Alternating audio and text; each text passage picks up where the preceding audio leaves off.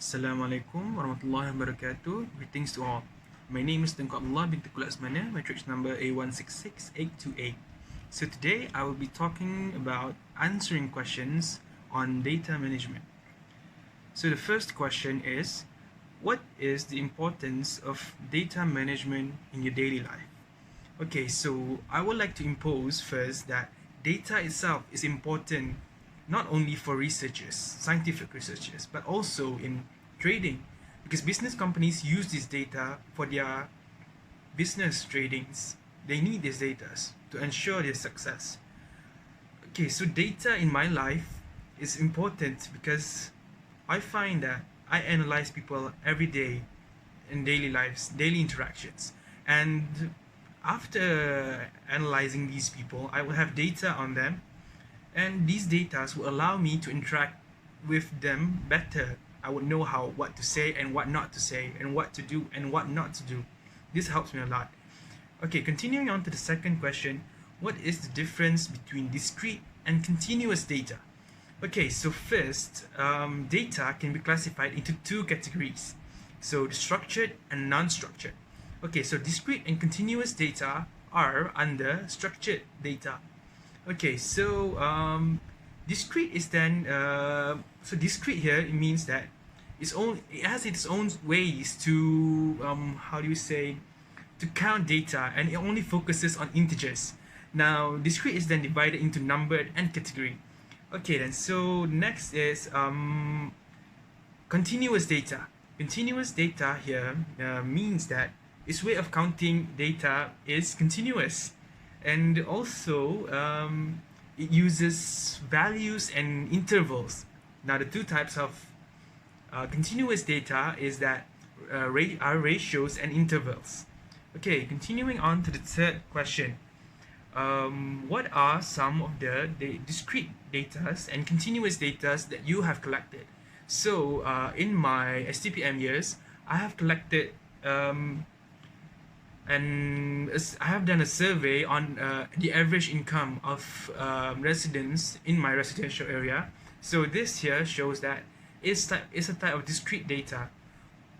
Okay, so now for an example of continuous data that I have collected is my own height. Yeah, because I have tracked my own height a lot of times during my school years, and also before coming to UKM, we do our medical checkup. It requires us to know our height, calculate our height. Okay, continuing on to the fourth question. What are the differences? What is the difference between the primary data and secondary data? Okay, so primary data is data that is done by the researchers already themselves. Now, for example, of these primary data are they are gained through interviews, surveys, or by conducting experiments. Okay, secondary data, on the other hand, is data that is gained from already published journals, published articles, or statistics on the internet. Now, a few examples are data that are gained through those fields.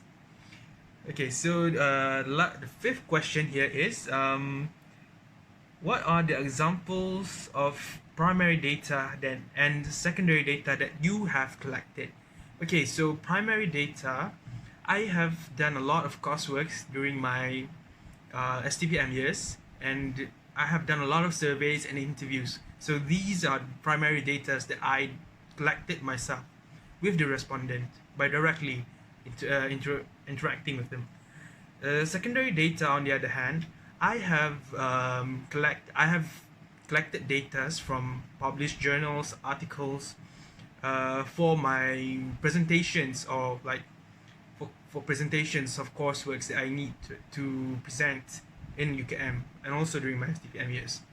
Now the last question is, give an example of unethical practice of data collection that you have witnessed or experienced.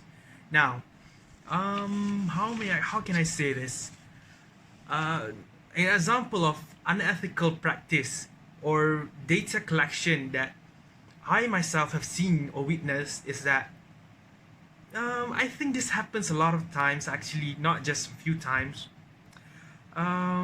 It's where students fake their own data by playing themselves as the role of the respondents.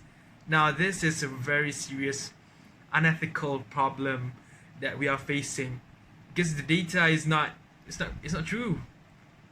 It's a very unethical thing to do in a way because it's a violation to the data themselves.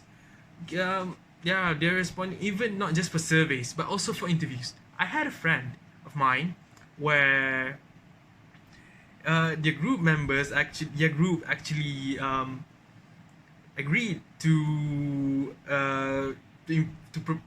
play a role. One of them play a role as the person that they are interviewing.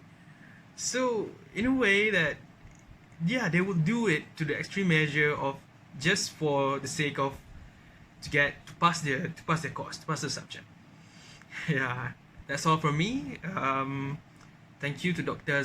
Ahmad Zamri Mansur for guidance. Okay.